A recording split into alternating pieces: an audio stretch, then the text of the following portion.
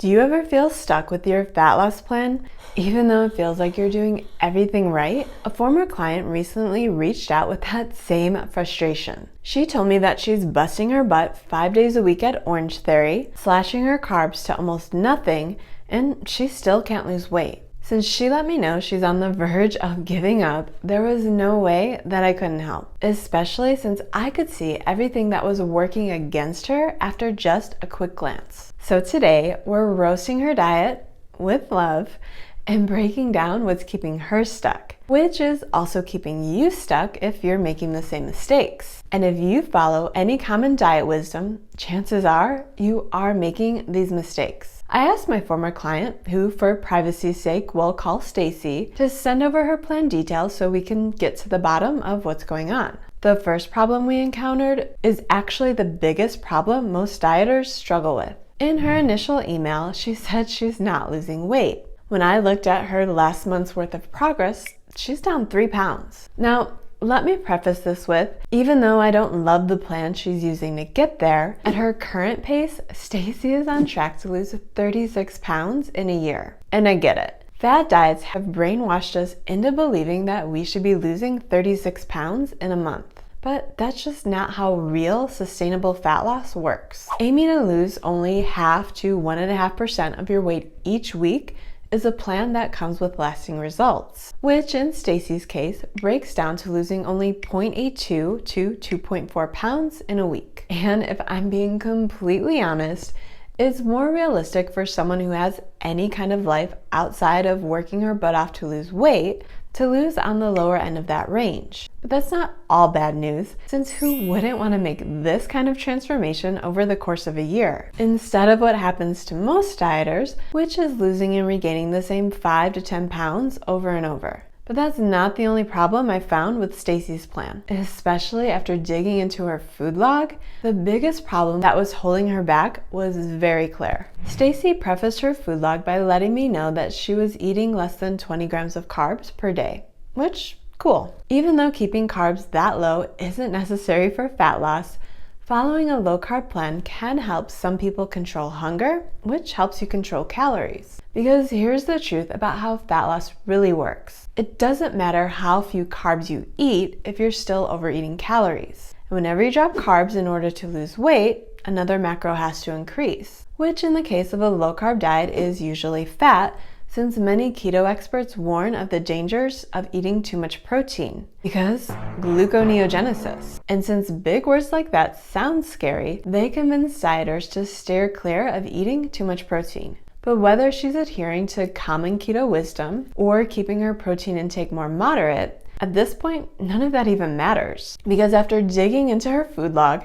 I noticed that Stacy stopped tracking halfway through Friday, which means there's close to 3 days where we have no clue if she was even close to a calorie deficit. Now, even if you suck at math, most people can figure out that missing 3 out of 7 days means you're skipping tracking for nearly half the week. And what kind of results can you expect when you only put in 50% effort? When I asked why she stopped vlogging halfway through Friday, she let me know that she ate out most of the weekend, but she was still good since she ate mostly salads. Of course, Saturday night she caved and had a burger with fries, but she started Sunday with an omelet and continued making low-carb choices for the rest of the day. But since none of the restaurants she ate at were listed in her food logging app, she didn't track. Stacy, where have I steered you so wrong? Let's start with the salads, since these always seem like the best options when eating out.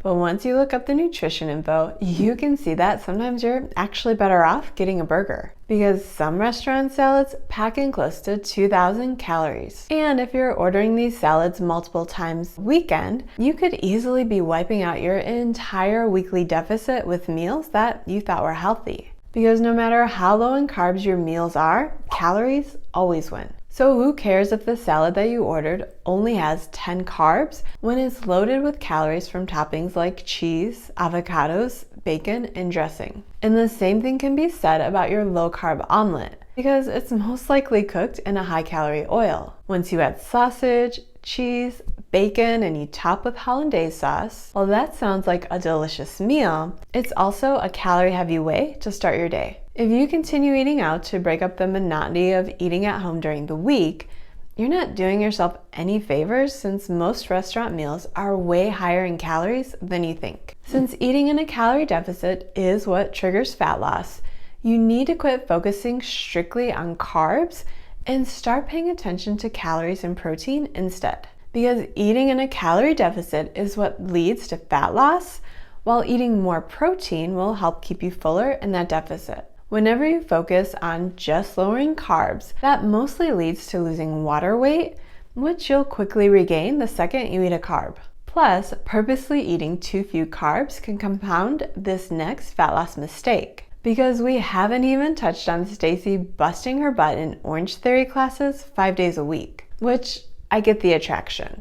Because my cortisol junkie self used to do the same thing. I even took it up a notch going into my workouts fasted since I thought that was the secret to burning more fat. Spoiler alert, all that did was burn out my stress hormones, which took me years to recover from. Here's why these types of cardio with weight workouts aren't the best for fat loss in the long run. While it's fun checking the board at the end of class to see how many calories you scorched, the calories listed are overestimated, usually by a lot. But that's not all, because even if you do burn a ton of calories those first few weeks, it won't be long before your body adapts, which means the more you do, the less effective your workout becomes, which also means that you'll have to keep pushing harder and going longer to burn the same amount of calories over time. Another drawback to these types of workouts is the strength training is random with no real structure. So even if you feel like you're working hard, you never really know if you're actually making progress or if you're just surviving the workout. That's because these kinds of workouts don't come with progressive overload,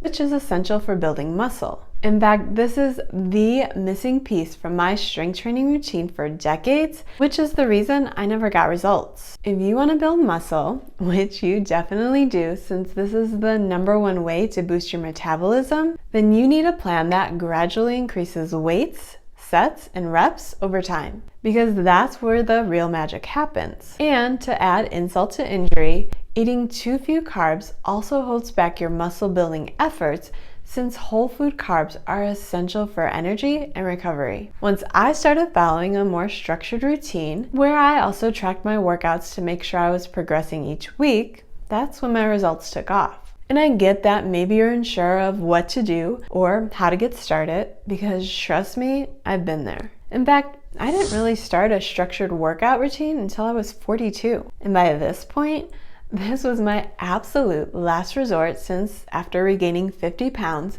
I was ready to live out my life in muumuus while face first in a tub of ice cream. Thankfully, that didn't happen since I finally ditched popular plans that never promote fat loss strategies that actually work, like a high protein diet and strength training. And I'm so thankful I didn't throw in the towel since this is the plan that has completely changed my life. So even if you think you're too old, and even if you think you're too weak, even if you're too intimidated to step foot on this side of the gym, I promise you strength training is worth every second you invest. So to Stacy and the rest of my cortisol junkie friends watching, stop putting so much effort into workouts that only work against you. Instead, use your time wisely to invest in yourself with workouts that will pay dividends on your health for many years to come. Seriously, from one former yo-yo dieter to another, if you're tired of spinning your wheels, always working way too hard to drop 10 or 20 pounds, only to regain it all back, I finally figured out what works. And now that I've set Stacy up on a path that comes with long-term results, I want to do the same thing for you. If you feel like you've been working way too hard for too little results like Stacy, it could be time to reevaluate your approach. Once I made all of the changes we just talked about, it became way easier to achieve my goal. And these days, I maintain a healthy weight with very little effort. If you want to learn the exact plan I used to get to that healthy weight in the first place, watch this video next. I show you the exact routine I follow to make sustainable fat loss easy.